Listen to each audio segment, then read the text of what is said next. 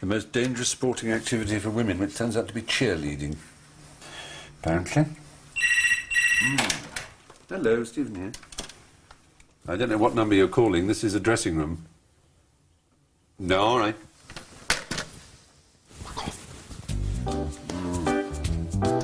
It's all the same old gang. Jimmy, how are you, my darling? Nice to see you. You Manic Depressive? Yeah. Oh, sorry, I didn't know. That's all right. No, that's all right. That's all right.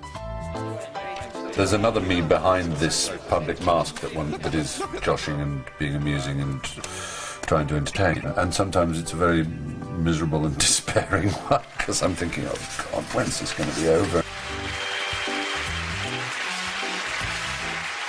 Sophocles and Socrates, the ancient Greeks that you and I talk about every day. There are times when I so hate myself, and I'm actually kind of sobbing and kind of tearing at the walls inside my own brain, while my mouth is, you know, wittering away in some amusing fashion, ho-ho, about whatever it is. It wouldn't be television. Without television, you are nothing. I know that better than anyone. I always have voices in my head saying what a useless bastard I am, but the voice is my own. It is my own voice just telling me what a worthless lump of shit I am. Are you surprised that I feel like that? I no longer am, because I know that it's the result of my illness. I have a disease of the brain that I share with 4 million others in the UK. It can be a serious condition. It's led me to being expelled from school, imprisoned for theft, and attempting suicide, all by the age of 17.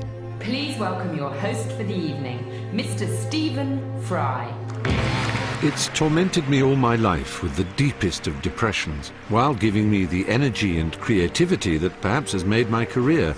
It's called bipolarity, or manic depression.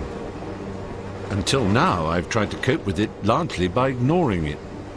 But I'm not so sure that that's been wise. I want to know how severe my condition is, so I've taken part in the world's largest study of bipolarity, which happens to be in Cardiff. The results have shocked me. A 0 on that scale is somebody who has absolutely no features of being bipolar at all. From what you've told me, you would score probably about 70. You fit well into the realm of people who have, you know, full-blown manic episodes. It's clear I have bipolarity more severely than I believed, so I've decided to think again about possible treatments, investigate what's now available, and decide if I have to change my life dramatically.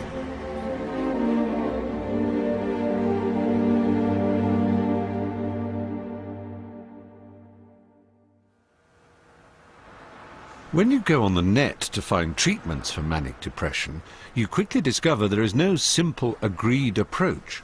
That's because people's symptoms vary widely, as does the severity of their condition. It's a complicated illness that's not even diagnosed until a crisis point is reached. That was certainly true for me. I lived most of my life with it, unaware of what I had. Then, 11 years ago, my crisis happened. My life fell apart after, I suppose, years of success. I'd just started a run in a new play in the West End. Reviews of my performance were critical. I suppose I was unhappy with my own performance. I clearly wrote that I'd felt a failure as an actor, and I think I did, but I don't think one bad performance in a series of not very good reviews, which were never savage, would be enough to make me escape life, or try and kill myself for that matter. So there obviously was something else deeply amiss inside, some terrible feeling that it all had to stop. So did I give off any signs that I was in turmoil? One person who might have noticed is an old friend. I went to his party just 3 days into the play's run. You don't remember what mood I was in at that time, do you? No, I don't remember you actually being anything but your usual debonair self at the party. Yeah. I don't remember reading that many reviews of the play, to be honest. And I don't know that it was entirely that. I did feel that I'd failed in it, I think. But I felt that I'd failed in absolutely everything. I'd failed in my entire existence. And it's odd how one doesn't give off any signals of that. No. Well, I don't think you did. No. Because all I remember at the party was people delighted to see you, as always, because you had not seemed incredibly out of sorts. Have I ever come across as a troubled soul? No. You're somebody who has a strong consciousness of your social obligations. Yes. Politeness. You're worried about how the other person feels. You want to make sure that they are engaged in conversation. It's John Cleese, who is, of course, famous for his interest in psychoanalysis and things. He did once say that my politeness would be, would be the destroyer of me. Like so many manic depressives, I may have looked happy, but inside I was hopelessly depressed.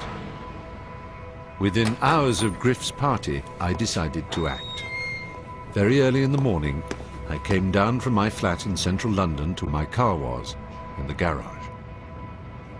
Yeah, I went in there, sat in the car with my hand over the ignition, brought down a duvet, which is one of those preposterous details that always accompany something like a grand gesture or a grand attempt to kill yourself. You have to think about it. I thought, well, if I have the duvet along there, it'll stop the air getting in. I had this image of my parents staring right in at me while I sat there for at least, I think, 2 hours in the car, my hands on the ignition key.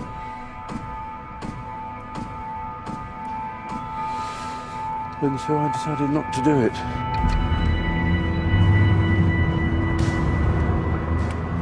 I drove for the south coast to get a ferry. As far as the suicide was concerned, it was not that I decided I'd never do it again. I think it was more, it just delayed it. One reads of elephants crawling away to die. They don't want to be seen.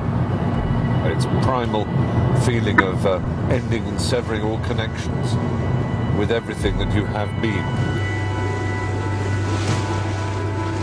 I really believed that I would never come back to England.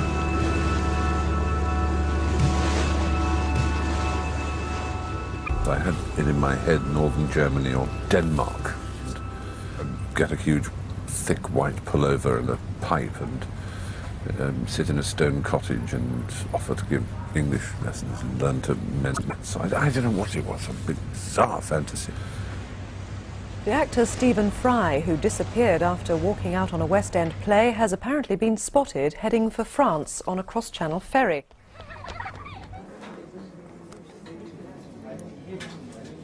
Found myself in Hamburg, and I saw these rows of, newspaper headlines and fears for Fry type thing. And I stared at it in complete disbelief. I mean, it was absolutely staggered. They all are worried that I've committed suicide. That's the awful thing, isn't it? I can't believe I made people worry so much. When you feel you can't go on, it's not just a phrase, it is it's a reality. I could not go on. And I would have killed myself if I didn't have the option of disappearing, because it was that absolute. I just could not go on. And then Hugh Laurie got in touch with me, had a very shaky telephone conversation, because I didn't want to, cry on the phone and make him more worried, but at the same time, there's a mixture. You feel shame and you feel absurd. It's a very odd thing. I was away for a week. For my family, my disappearance was especially worrying. At the time, I don't know if I believe in sort of great sense of family, that nothing bad has happened, but it just didn't cross my mind. And I'm talking that, you might have been gone and done it. And then you rang me. You sounded rather small and lost, boyish. And I was absolutely terrified of saying the wrong thing to you, to frighten you about quite how enormous it had been back at home. The bit that, and still to this day, upsets me is that you flounced off in a lovey, hissy fit because of a series of bad reviews. And the reviews were sort of very, it's just Stephen Fry being Stephen Fry. I'm glad you reminded me of this. Two newspapers both said that Stephen Fry, of course, is not acting, he's just being himself. And I remember thinking, well, they seem to know who I am, but I don't. In some ways more troubled than ever, I quietly came back to London and was taken into the Cromwell Hospital. I spent 3 weeks here, and at the age of 37, a psychiatrist for the first time gave me a diagnosis of bipolar disorder. I don't think I'd heard the word bipolar before. I do have extremes of mood that are greater than just about anybody else I know, and can occasionally go wild enough for it to be real trouble for me. So in that sense, bipolar fitted. Part of me resisted it. Part of me thought, you know, it looks like an excuse. Another part of me was immensely grateful and pleased to know that some of the extremes of my feelings and behaviour were, you know, had a cause.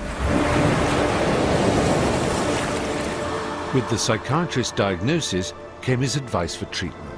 Like many other manic depressives, I was told to reduce the stress in my life, take time off, stop working so hard. I came here to Los Angeles, walked this beach every day, got surprisingly fit, and thought about his other course of treatment, the drug lithium. That's the standard medication 7 out of 10 of those with manic depression are advised to take. But it's an old-fashioned drug, discovered about 60 years ago, and feared for its power to take away feeling, all feeling, making you a kind of zombie. I refused his offer and have never taken it. In fact, I've never been on any medication since that first diagnosis. But now, with my condition appearing to be getting worse, I'm wondering if I'm wise. Until now, I haven't wanted my mood stabilized. But perhaps I'm wrong. Perhaps I don't need to fear the medication. I want to know how someone else in my business has coped, what choice they made. Now living in London, Richard Dreyfuss has spent most of his life battling bipolarity. As with me, it's led him into all kinds of scrapes. Like me, he eased the pain of his mood swings with street drugs and alcohol. Unlike me, he was willing to take what the doctors prescribed. Has that been the right choice? In every conversation, sooner or later, I get up like this. And we're gonna do this, and we're gonna go here, and... I've recognized that at certain times my behavior has been capable of being off-putting, perhaps. I had screamed in faces of people who didn't deserve it.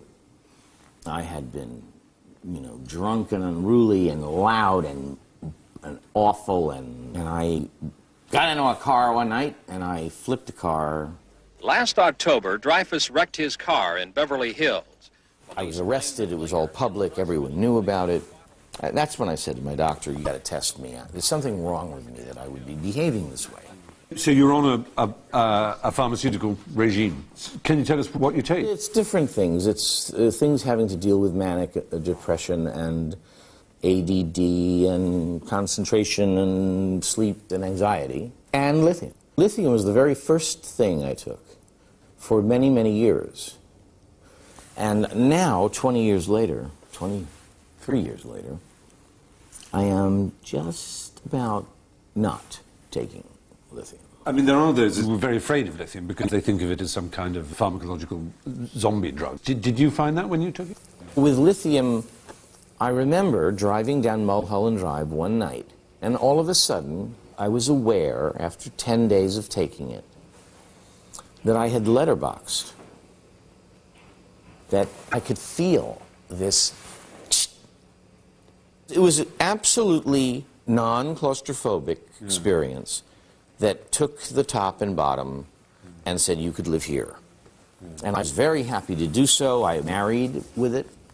I had children by it. Reclaimed a career, if you want to put it that way. Bring it on the barrel! I'm coming around again!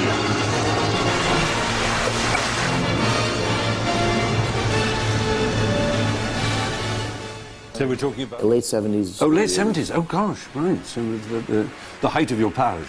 Richard Dreyfuss in The Goodbye Girl was named the best actor.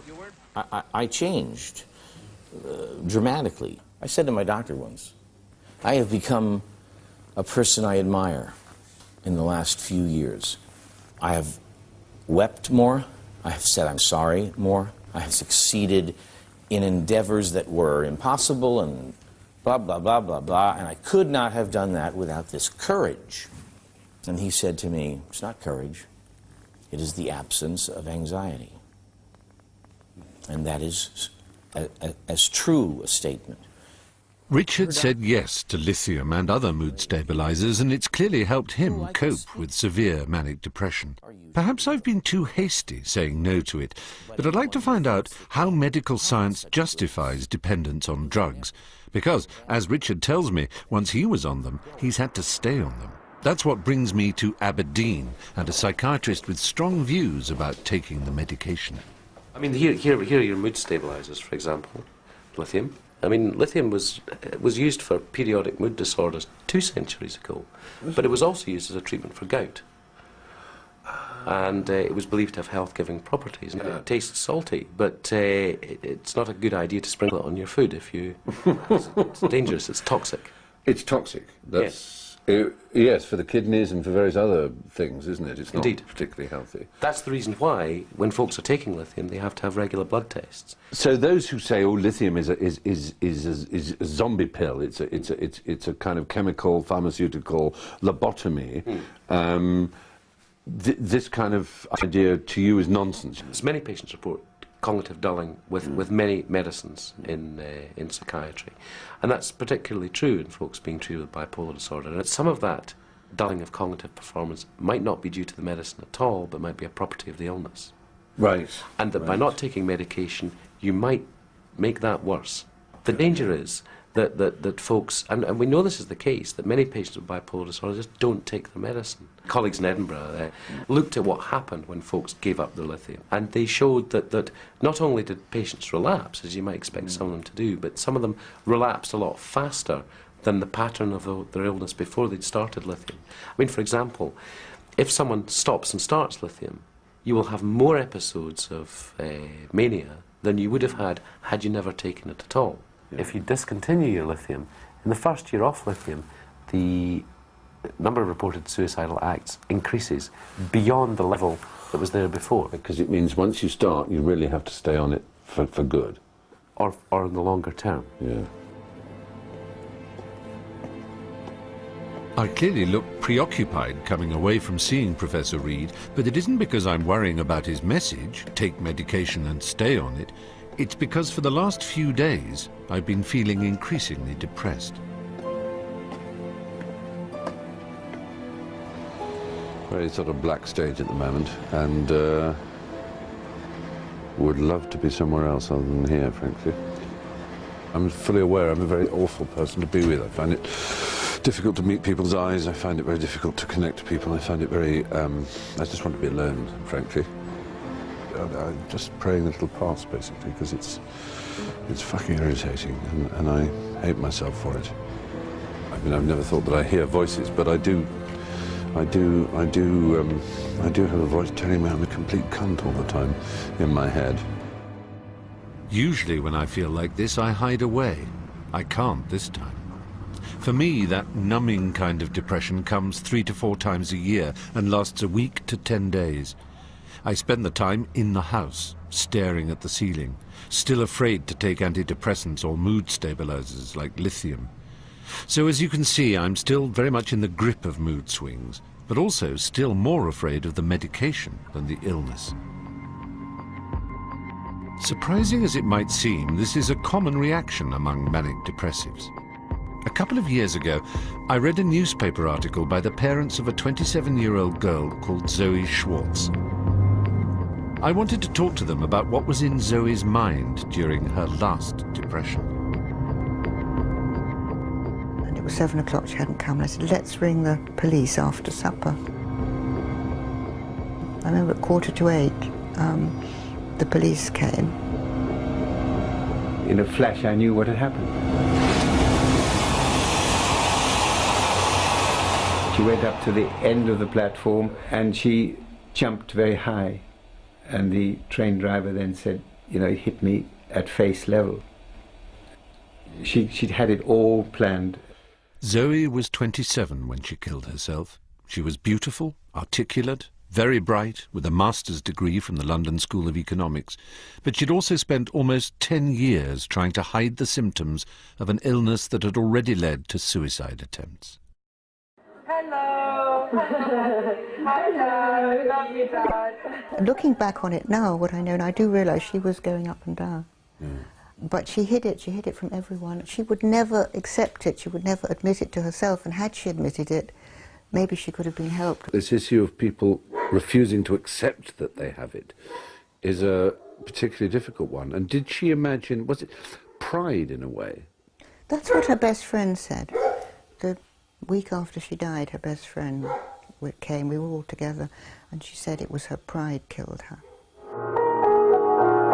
And she was writing in her diaries, all of which I found after her death, about these panic attacks, about these terrible fears she had, which she hid from, presumably, herself, to some extent, because she never talks in the diaries about being mentally ill, she just talks about fear.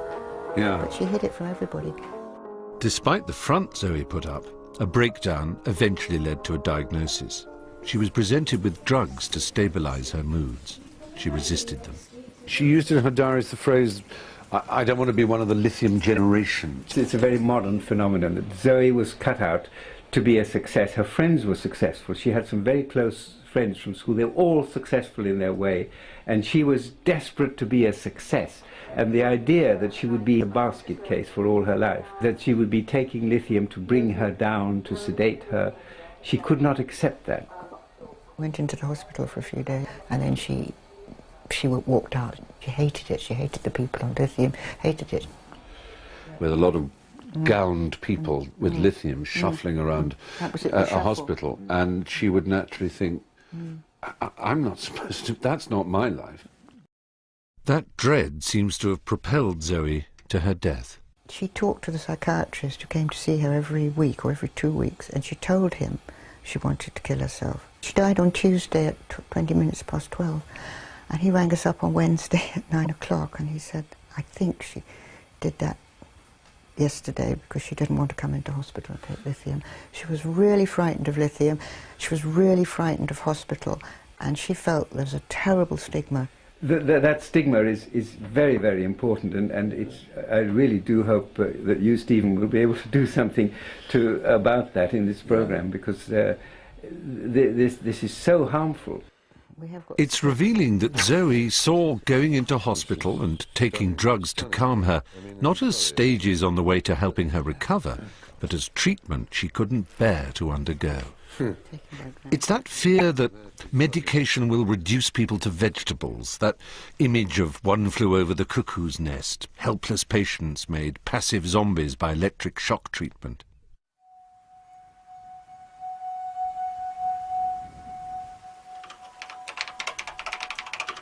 And yet, to my surprise, when I was in Los Angeles recently, I learned that ECT, electroconvulsive therapy, is actually still used in the treatment of manic depression. Andy Behrman has become a celebrity in the US as a result of agreeing to ECT to curb the wildness of his bipolarity. I've never met someone who's been given electric shocks, 19 courses of convulsion. It's an extraordinary thing, and I'd just love to know what that's like and whether it worked for him. So the next day I was in the hospital at 6 a.m. I was laying on a gurney, wheeled into a room. They connected the electrodes, they put the bite block in my mouth. Well, it was scary the first day, but... So I woke up in recovery, and I had no idea where I was, except I knew I felt great. Oh, you did? Yeah. I was confused. My memory was a little shot. Your short-term memory loss is supposed to be... Yeah. Yeah, and if people tell you, if doctors tell you it's not real, they're lying. Mine was pretty long-term. But you did feel better? I felt like the concrete in my brain had been kind of liquefied and just shot through. And then my doctor said, you know what, we need to do maintenance therapy. I said, okay, how many treatments do I need? He said, hey, 20, 30, 40, 50, 60, however many you need. I'm interested in how Andy ended up being given such extreme treatment. His background was a respectable, middle-class Jewish family. But by his late teens and 20s, he was living out a truly manic existence. You were cute and you had blue eyes, and so you got a job as a dancer, male dancer. Stripper. Stripper is the word, in fact. Whore. Exactly, you did it all. Hustler, prostitute. I did it all.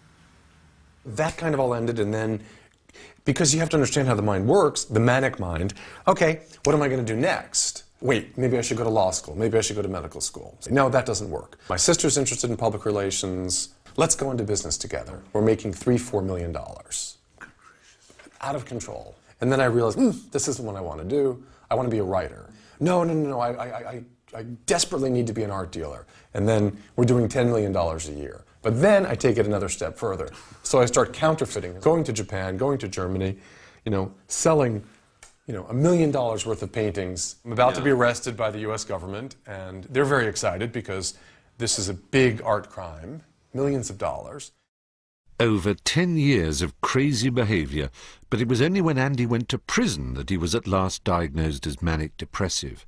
By this time, aged 30, he had already been on all kinds of medication, including lithium. They hadn't worked, so he was given the last resort, ECT.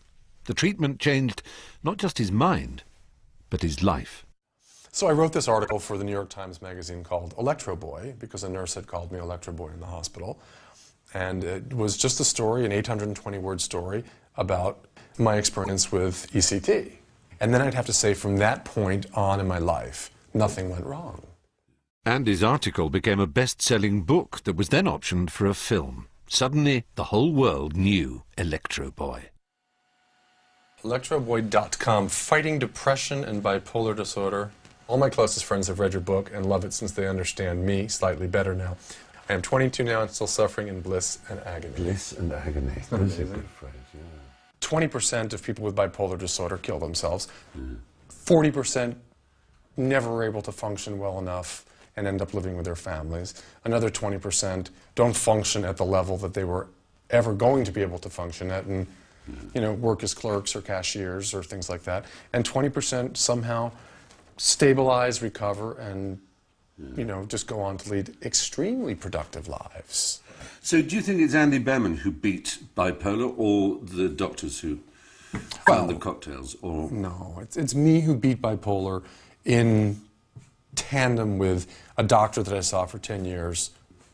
I think I came around because after 19 rounds of electroshock therapy and 37 different medications, she said, "You're on your own, you can do it. Yeah. You're on your own, you can do it." Oh, beautiful. This is Stephen. You're going to read your daddy's book one day, and you're going to wonder. She has an Electro Baby t-shirt. For Andy, the treatment worked, but I still can't imagine feeling so bad that I would agree to electrodes being attached to my temples. But I was genuinely surprised to learn, when I was talking to a British psychiatrist, that ECT is still used on about 5% of patients, and for those with severe depression, it works better than any existing drug. It's only the terrifying images of when it was used in the early days, without anaesthetics and muscle relaxants, that ensure the stigma around ECT remains. The same stigma surrounds mental hospitals and psychiatric wards in the treatment of manic depression. About 7 out of 10 manic depressives will have to enter hospital when they have a severe episode. They'll go either voluntarily or under what's called a sectioning order. Sectioning sounds to me just as dark and controlling as ECT, so I went to a psychiatric ward in East London to see if my fears were justified. It might sound silly, but I think that's probably one of the most powerful pieces of paper in the country. Really? I'm not joking. That's a section. That's a section paper. This is a section. You know that phrase, "you should be certified"? He's certifiable. That is the process of certification. In modern day language, basically, I'm licensed under Section 12 of the 1983 Mental Health Act to detain someone for the protection of their health, their safety, and increasingly in this crazy world of ours, the safety of others. That's all important. Yeah. And 2 doctors and a social worker can complete this form, and this form will forbid someone from inheriting a will, leaving the country, applying for a passport, instructing a solicitor, voting. I'm not joking. You are not a citizen, technically, in the eyes of the law, once you're under this. This one says assessment. Now, this is a kind of getting to know you kind of section. Right. I mean, this section, section 2, notice it's got nothing about treatment. You can treat if you need to. But the essence of this is assessment. In other words, you've got 28 days to get to know them, to get to know why they've come to you, what their biological rhythms are like, their eating, their sleeping, their thinking, their feeling. What's been happening to them in the last few months? In other words, how did it all come to this? Welcome to Tube Ward. This is an acute adult open ward, right. No locks on the doors here where people can come and go. They probably want their legal status, of course. And this is pretty much it. It's a mixed ward, 16 beds. Every single patient has a room of their own. This is the modern equivalent of the Victorian asylum. Well, it's like a student's, you know, kind of JCR type thing. It's got a bar football and a television and institutional-ish sofas, but...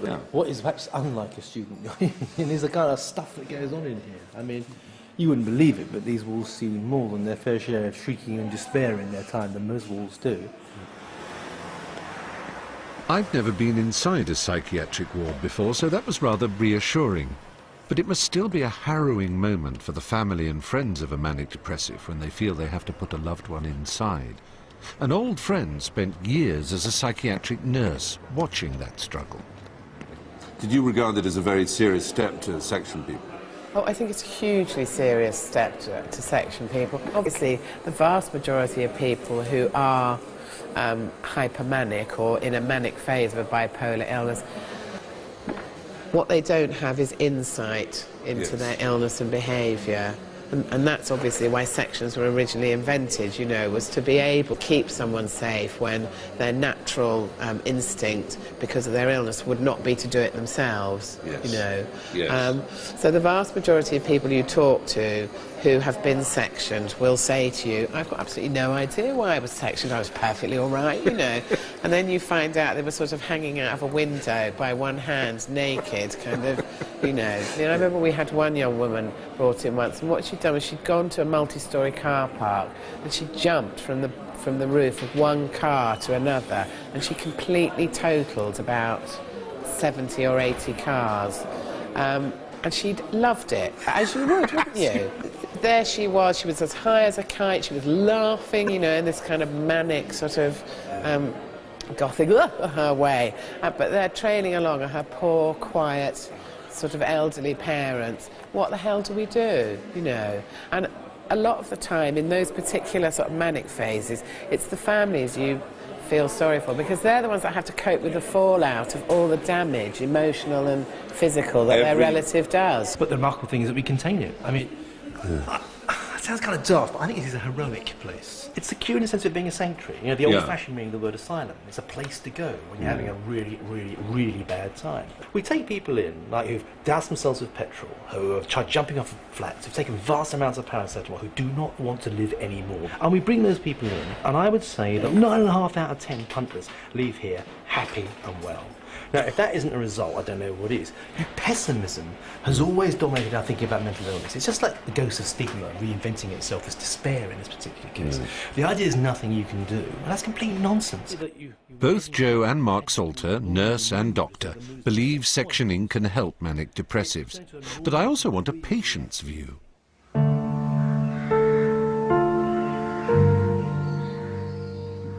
Bethlehem Psychiatric Hospital in London gave the world the word Bedlam, the place for lunatics. Liz Miller knows this place well. She was sectioned here twice when her mania went out of control. Does she think being locked up with other mentally ill people helped her to recover? The first time I was sectioned, I was in my flat with a couple of friends cooking supper. It was part of my mania was driven by kind of fear and anger. And there was a knock on the door, and it's just like KGB calling, and there was a policeman, social worker, and a GP, and they'd come to get me. It's the paranoid world I was living in. I knew they'd come and get me, and they did. Did you resist physically? Yes, I did. So you got a quick injection, presumably? Well, at that point it's the police, and basically they overpower you and handcuff you. So does this bring back memories? The old, that's your loony wing there. It does actually, yes. It does make a cold shudder. Was it very secure and all locked? Yes, we all had our own room. Saying you can't make a phone call, you can't tell anybody where you are, you don't have money. It was a week before I had a toothbrush. They inject forcibly for the first with days. Antipsychotics? Antipsychotics and lithium as well. Right. And did they help? I mean, I don't. Yes, I think they did. I think in the acute psychosis they sedate you sufficiently so that the brain can begin to put things back together normally. All told, Liz Miller was sectioned 3 times and spent a year in psychiatric wards. Looking back, she feels sectioning was a turning point. She now lives and works without taking medication and feels strongly that she has found another way to treat her manic depression. The psychiatric model, it says you've got this condition and you've got it for life, and keep coming back, keep taking your tablets. And there isn't a way to help people actually get back to normal. So many people I've spoken to already who suffer from bipolar disorder, manic depression, whatever one wants to call it, just would not, they believe, be anywhere without their medication. Your medication is like the trainer wheels on a bicycle. They're there to kind of help you get on that middle path. But when you've learnt what it's like to lead a relatively normal, sane life, then you shouldn't or don't necessarily need those trainer wheels. Don't need the wheels, yeah. So you genuinely believe, though, that the diet has a big part to play in mental health? I think it's the foundation. The foundation? Absolutely. I think if somebody isn't physically healthy and the brain is a physical organ, then you can't expect to be healthy. Right. You have this theory about omega-3s, which are more present in oily fish, aren't You they? actually need to have omega-3 molecules in order to get good membranes for your brain cells in order for them to function properly. And supplements are as good? Yes, well, I think they are, yes. So cod liver oil, that sort of thing? Yes, cod liver oil, flaxseed oil, hemp seed oil. And you take a lot of these things? Yes, I do. I oily fish whenever I can, whenever it's on the menu. And I take every day 3 grams of cod liver oil. And you're pretty sure that your decision not to go on medication, but to do other things we talked about, like slowing your life down, and this kind of attention to things like omega-3s, is part of your being able to cope? Absolutely, yes. What makes Liz's views even more interesting is that she's a doctor. She left university as the best young neurosurgeon in Britain. It was 6 months after that she was first sectioned. Right, and you've got an MRI on the 20th? Yes, I'm on a waiting list for cancellation. Despite sectioning, Liz was never struck off. She returned to work as a GP, but just part-time to help her control the stress. I want to know if it was, or indeed still is, difficult to get work.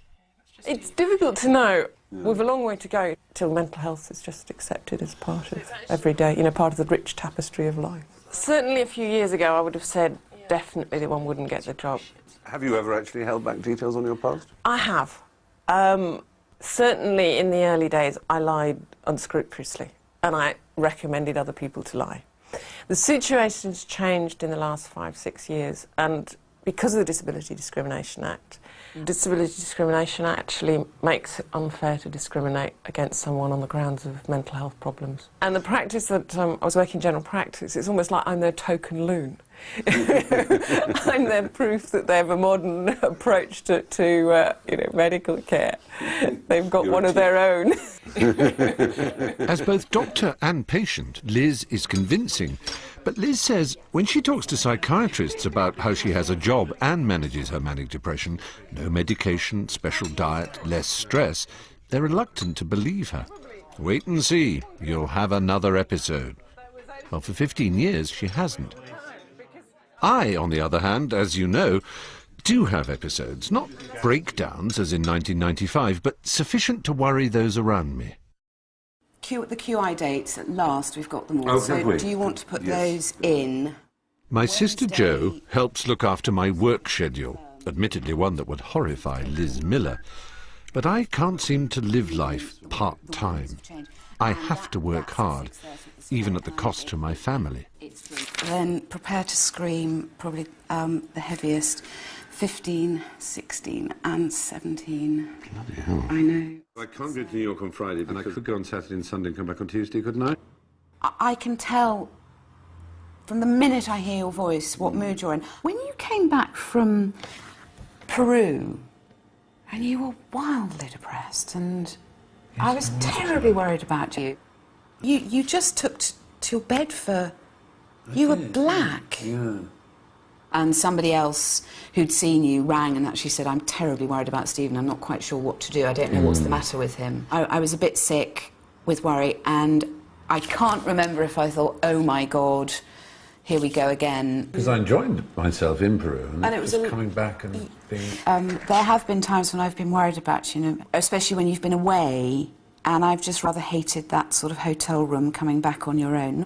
Is sort of finding an excuse to ring you at about 9ish, just to check you're up and about, And I'm okay. and you're okay, Yeah.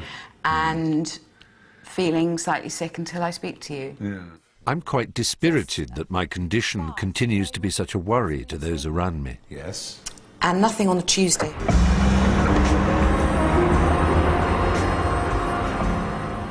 Manic depressives are notorious for just going with their moods and not treating their illness seriously enough until it's too late.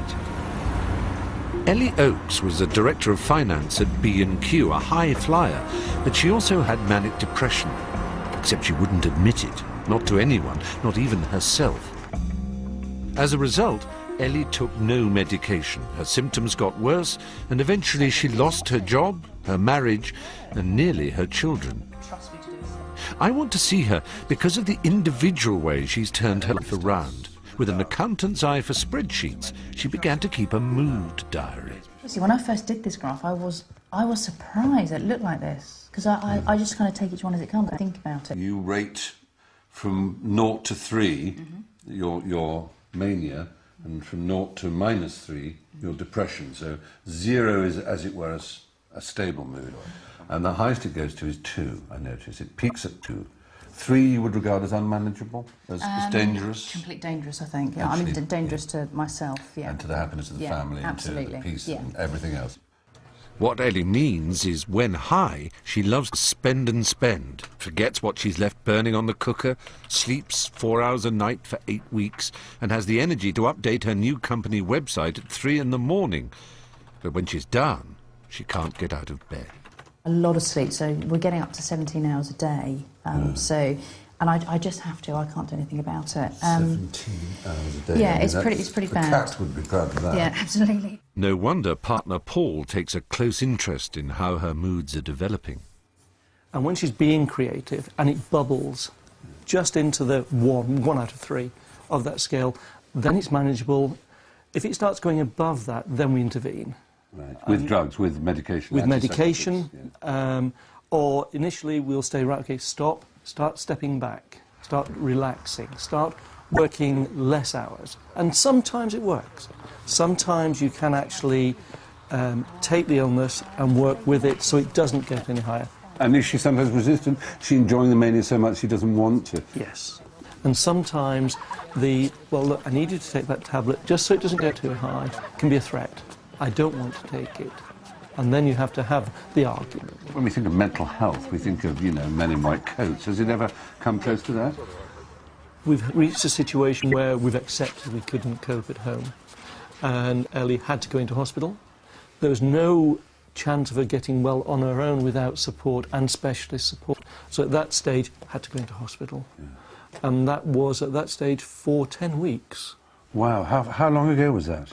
That was 2 years. 2 years ago. So the children were all, aware that Mum was ill. Yes. And how did you explain it to them? Mum is ill, she has to go into hospital, and the children would say, why? It's difficult being a mummy sometimes because you feel guilty about it. You feel like you should be, you should be normal and be sensible and responsible and sleep 8 hours a day. You can be sensible and you are normal. Right, okay. Exactly. Part of you. I couldn't imagine you without it.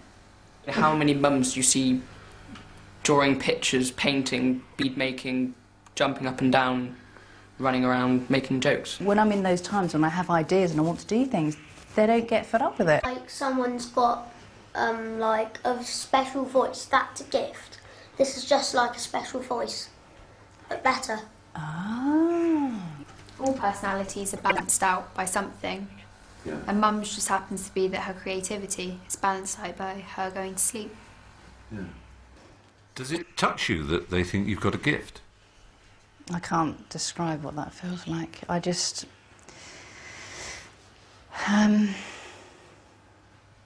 It is really touching. It is, isn't it? Yeah.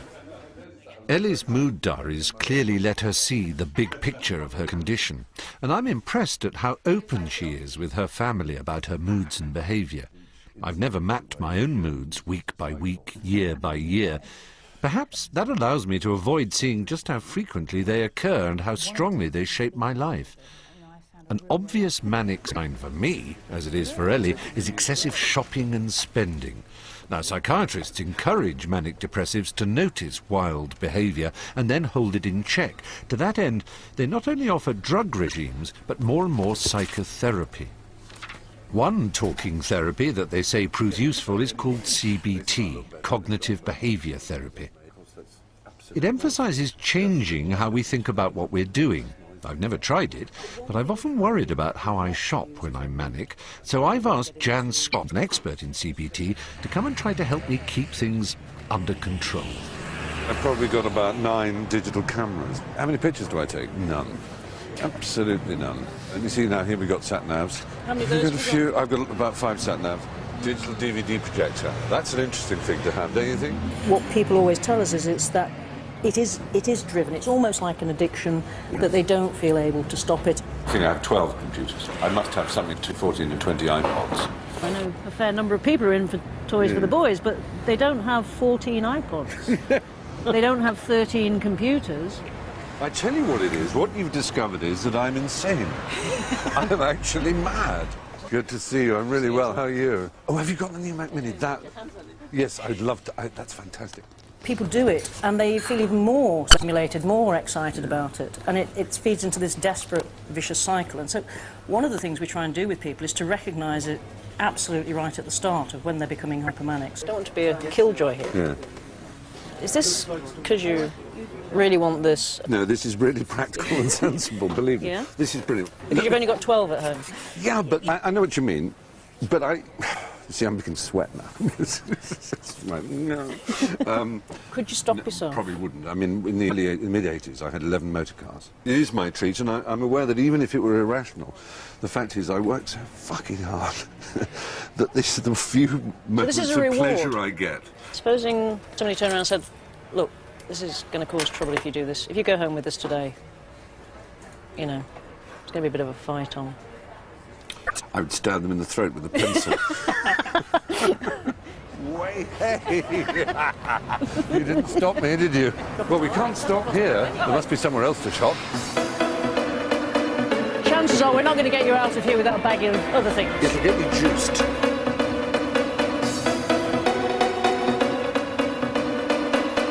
I've got it on record. Yeah. I've got it twice on LPs, CD. the CDs. And I've got it, of course, on You've got it on your iPods. if you could only find it. But you're more jolly. Yeah, I'm very, very alive. And now happy. you're actually into not just one thing, we're going to buy 2 or 3 things. Yeah. Can't we? Is that bad? This I really have to get.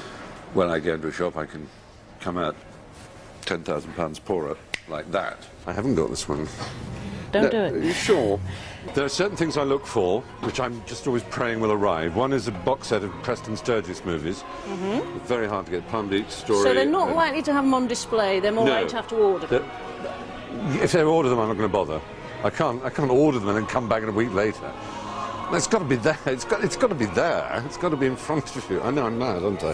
This is a hunt, right? Yeah. Now, a man goes out of the village with a spear, looking for the gazelle or the kudu or whatever, you know, the antelope, whatever he's going to spear and bring home.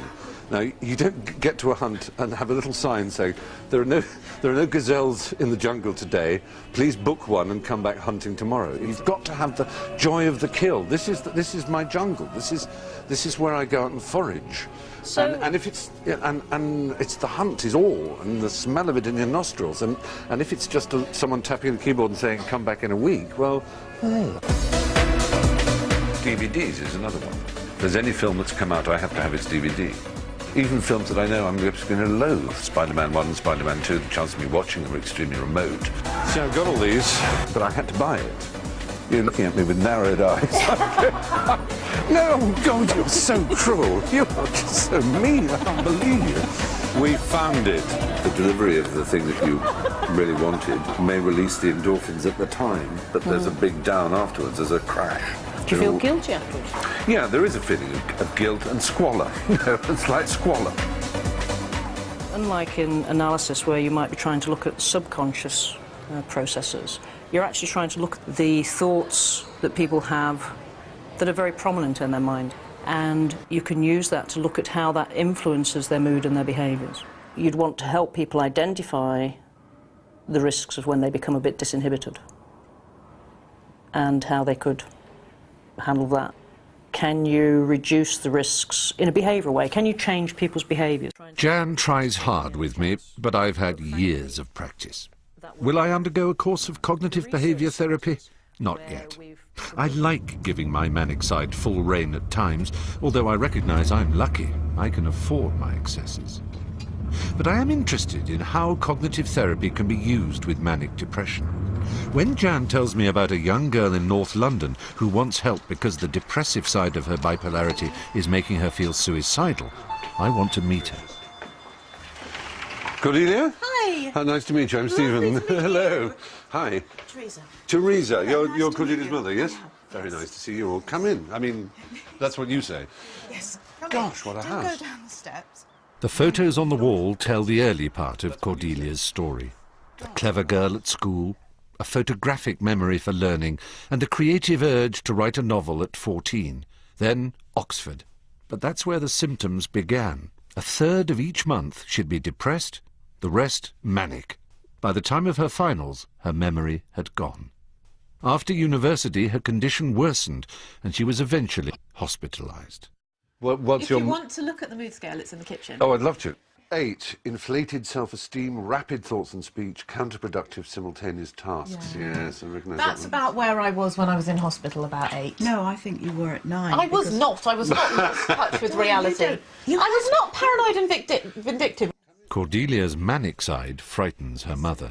Some nice boys. They look like a nice age. Every time I go to the station to meet her, I remember the night that she didn't come home. I met her for a train every hour, just hoping and hoping that she'd be walking down the steps, and she wasn't. She'd just allowed herself to get picked up by somebody in a bar, or she'd picked him up and she'd just gone back with a stranger for the night. Cordelia seems to be drawn to people who I wouldn't expect her to be drawn to, let's say. When I think that she's getting a bit dangerous, I just don't let her out. Right. Or I go out with her. It's going to get worse. This is the thing, Stephen. I am not going to be a lawyer or a doctor or something with my illness. I'm working part-time as an assistant at a literary agency. I've been an assistant for 4 years, and I'm doing a part-time MA. I cannot work full-time. She depends on us for absolutely everything. Do you seriously think then she can't cope without you? I know she can't.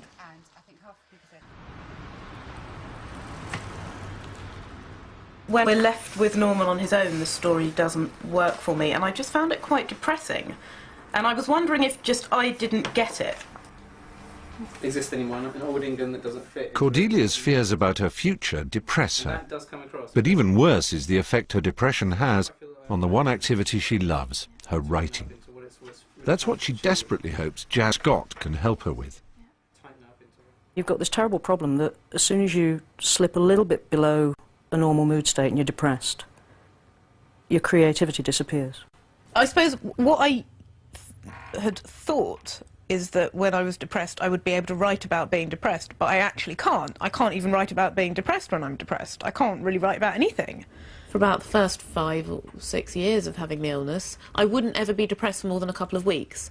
Literally, last time and the time before, towards the end, when I'd been depressed for sort of 9 or 10 weeks, I just thought, you know, I've never been depressed for this long before. I could never, you know, this could be the one that I never come out of. I'm never going to be able to write again. I'm never going to be able to, you know, go out and socialise again. I'm never going to be able to really do anything again. I mean, what does it say about you if you can't write?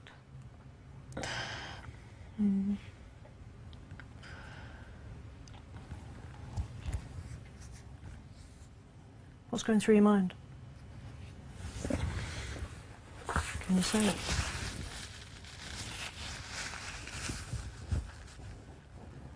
She's very upset.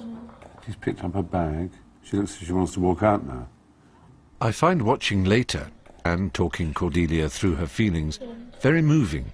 It's fascinating to see how Jan uses cognitive therapy to unpack the deeper emotions within Cordelia. But the most important thing I felt here was that she was identifying something so fundamental to her view of herself. And there's a point at which she can't even say the words about how she feels about it. Mm. This issue of she had grown up being seen as exceptional, and she felt the illness had taken this away from her. I don't mind a bit of weakness in other people, if it's sexy sort of weakness. I hate weakness in myself. I think of myself as very strong and glittery and shiny and funny. Right. The writing is something that I'm good at, and that... So if you can't do that, that's the final straw. Yeah. Her self-esteem is partly tied up in her ability to be a writer, and she's had a lot of positive feedback about that in her past. Yes. And we've got to actually address that in terms of her beliefs.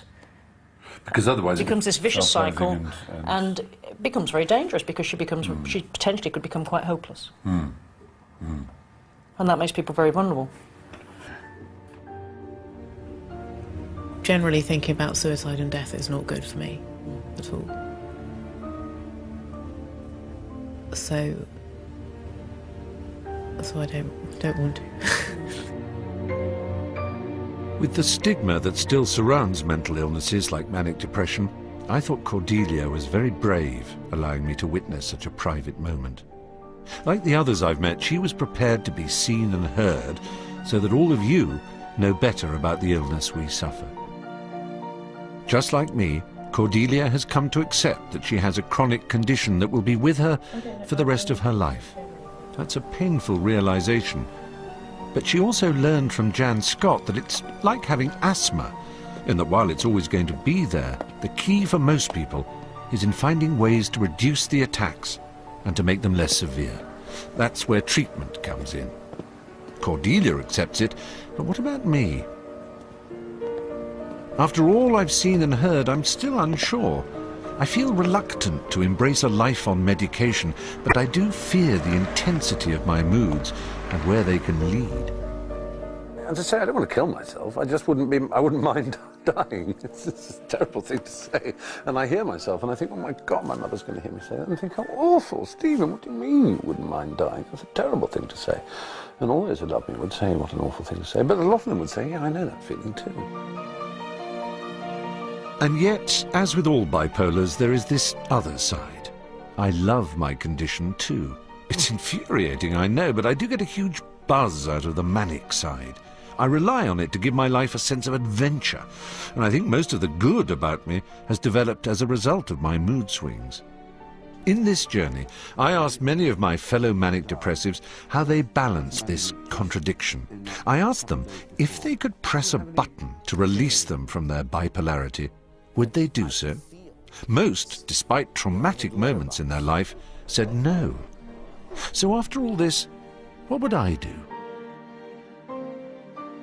I wouldn't press the button and live a normal life, not for all in China.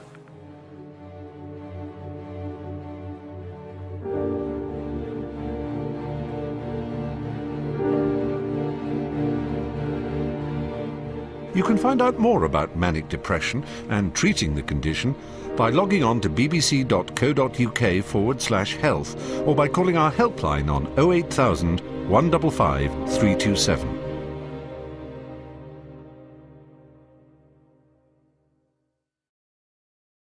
And I think it was more, it just delayed it.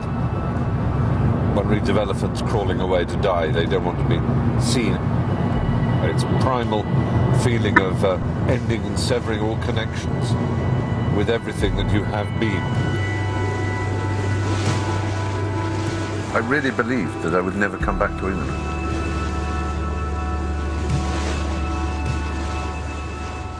I had it in my head northern Germany or Denmark.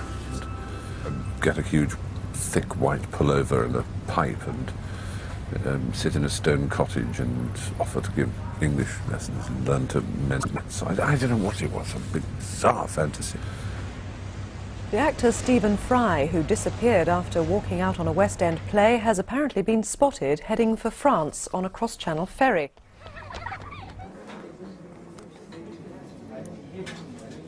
Found myself in Hamburg, and I saw these rows of, newspaper headlines and fears for Fry type thing. And I stared at it in complete disbelief. I mean, it was absolutely staggered. They all are worried that I've committed suicide. That's the awful thing, isn't it? I can't believe I made people worry so much. When you feel you can't go on, it's not just a phrase, it's a reality. I could not go on. And I would have killed myself if I didn't have the option of disappearing, because it was that absolute. I just could not go on. And then Hugh Laurie got in touch with me, had a very shaky telephone conversation, because I didn't want to, cry on the phone and make him more worried, but at the same time, there's a mixture. You feel shame and you feel absurd. It's a very odd thing. I was away for a week. For my family, my disappearance was especially worrying. At the time, I don't know if I believe in sort of great sense of family, that nothing bad has happened, but it just didn't cross my mind. And I'm talking that, you might have... Being anything but your usual debonair self at the party. I don't remember reading that many reviews of the play, to be honest. And I don't know that it was entirely that. I did feel that I'd failed in it, I think. But I felt that I'd failed in absolutely everything. I felt I'd failed in my entire existence. And it's odd how one doesn't give off any signals of that. No. Well, I don't think you did. No. Because all I remember at the party was people delighted to see you, as always, because you had not seemed incredibly out of sorts. Have I ever come across as a troubled soul? No. You're somebody who has a strong consciousness of your social obligations. Yes. Politeness. You're worried about how the other person feels. You want to make sure that they are engaged in conversation. It's John Cleese, who is, of course, famous for his interest in psychoanalysis and things. He did once say that my politeness would be, would be the destroyer of me. Like so many manic depressives, I may have looked happy, but inside I was hopelessly depressed. Within hours of Griff's party, I decided to act. Very early in the morning, I came down from my flat in central London to where my car was, in the garage. Yeah, I went in there, sat in the car with my hand over the ignition, brought down a duvet, which is one of those preposterous details that always accompany something like a grand gesture or a grand attempt to kill yourself. You have to think about it. I thought, well, if I have the duvet along there, it'll stop the air getting in. I had this image of my parents staring right in at me while I sat there for at least, I think, 2 hours in the car, my hands on the ignition key.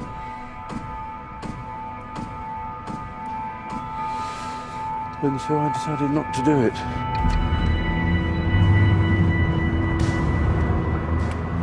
I drove for the south coast to get a ferry. As far as the suicide was concerned, it was not that I decided I'd never do it again. So I've taken part in the world's largest study of bipolarity, which happens to be in Cardiff. The results have shocked me. A 0 on that scale is somebody who has absolutely no features of being bipolar at all. From what you've told me, you would score probably about 70. You fit well into the realm of people who have, full-blown manic episodes. It's clear I have bipolarity more severely than I believed, so I've decided to think again about possible treatments, investigate what's now available, and decide if I have to change my life dramatically.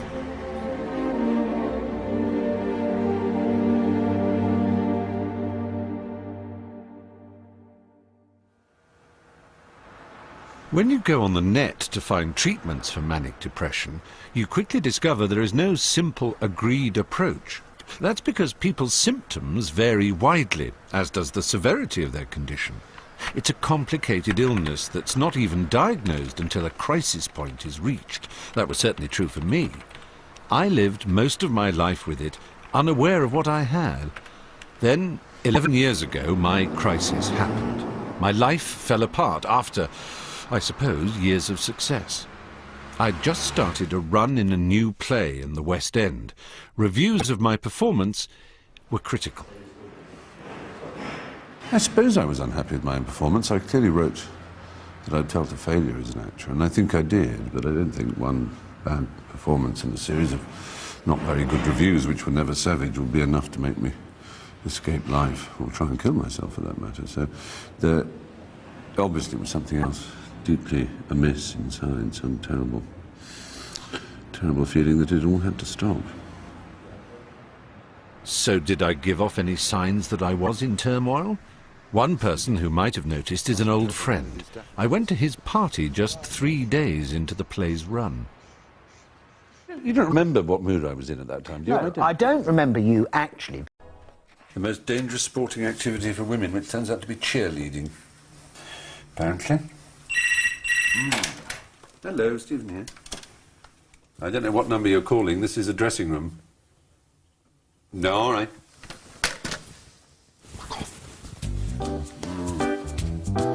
It's all the same old gang.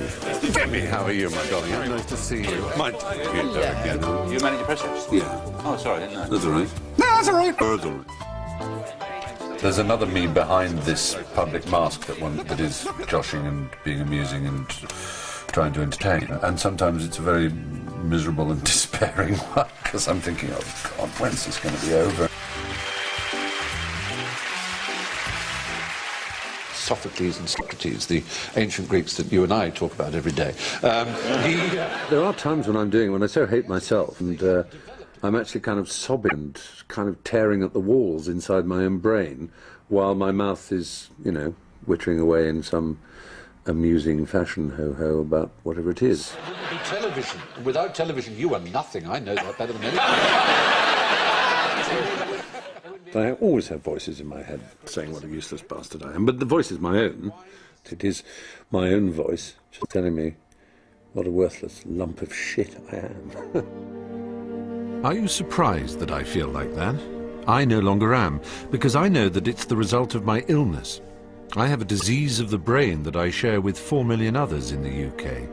It can be a serious condition. It's led me to being expelled from school, imprisoned for theft, and attempting suicide, all by the age of 17. Please welcome your host for the evening, Mr. Stephen Fry. It's tormented me all my life with the deepest of depressions, while giving me the energy and creativity that perhaps has made my career. It's called bipolarity, or manic depression. Until now, I've tried to cope with it largely by ignoring it. But I'm not so sure that that's been wise. I want to know how severe my condition is. Been gone and done it. And then you rang me. You sounded rather small and lost, boyish. And I was absolutely terrified of saying the wrong thing to you, to frighten you about quite how enormous it had been back at home. The bit that, and still to this day, upsets me is that you flounced off in a lovey, hissy fit because of a series of bad reviews. And the reviews were sort of very, oh, it's just Stephen Fry being Stephen Fry. I'm glad you reminded me of this. Two newspapers both said that Stephen Fry, of course, is not acting, he's just being himself. And I remember thinking, well, they seem to know who I am, but I don't. In some ways more troubled than ever, I quietly came back to London and was taken into the Cromwell Hospital. I spent 3 weeks here, and at the age of 37, a psychiatrist for the first time gave me a diagnosis of bipolar disorder. I don't think I'd heard the word bipolar before, but I do have extremes of mood that are greater than just about anybody else I know, and can occasionally go wild enough for it to be real trouble for me. So in that sense, bipolar fitted. Part of me resisted it. Part of me thought, you know, it looks like an excuse. Another part of me was immensely grateful and pleased to know that some of the extremes of my feelings and behaviour were, you know, had a cause. With the psychiatrist's diagnosis came his advice for treatment. Like many other manic depressives, I was told to reduce the stress in my life, take time off, stop working so hard. I came here to Los Angeles, walked this beach every day, got surprisingly fit, and thought about his other course of treatment, the drug lithium. That's the standard medication 7 out of 10 of those with manic depression are advised to take. But it's an old-fashioned drug, discovered about 60 years ago, and feared for its power to take away feeling, all feeling, making you